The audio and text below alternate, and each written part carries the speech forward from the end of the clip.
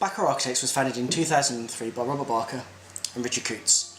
The practice was set up with the aim of creating more beautiful, sustainable architecture. We soon identified that rather than designing to mitigate the effects of climate change, we needed to determine how to adapt to them, and in particular to flooding. You only need to look at the news over the last 5 or 10 years to see how devastating the impacts of flooding have been on our 19th and 20th century designed cities, and climate change has really only just started.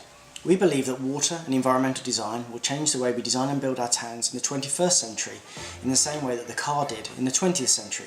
Therefore, we've been developing a new modus operandi in planning and architecture in response to flooding and to water. We initiated the Long-Term Initiatives for Flood Risk Environments project in 2007, and with DEFRA funding, we hope to show how a non-defensive approach to flooding can actually be used to make development more sustainable. In our first project at Falcon, we created a water channel that delineated the edge of the garden and could be dramatically lit at night.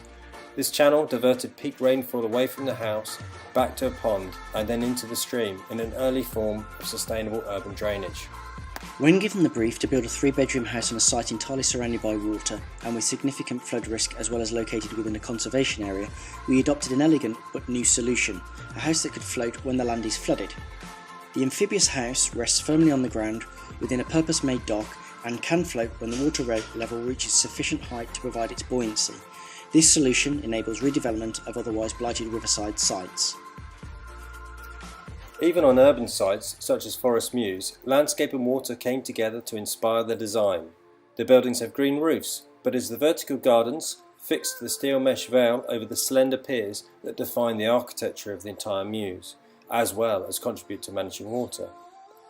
Having demonstrated the potential of buildings that worked with water, we plan to reinvigorate our forgotten water spaces. Firstly in Liverpool and Glasgow, but more recently in the Royal Docks, we have developed plans for an entire floating village.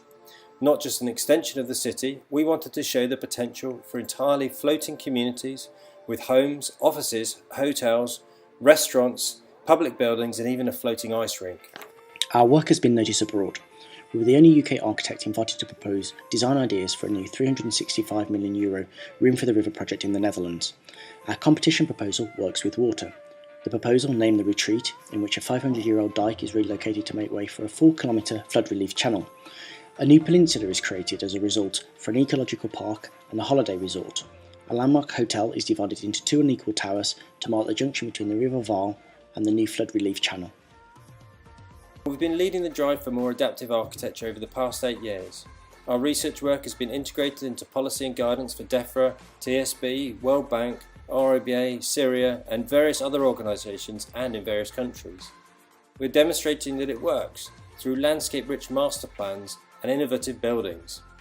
We've also written a new book called Aquitecture, which is to be published later this year by the RIBA. Winning Yale would not only help to recognise the importance of this approach, but it would hopefully help to lead to bigger commissions for civic and community projects that work with water.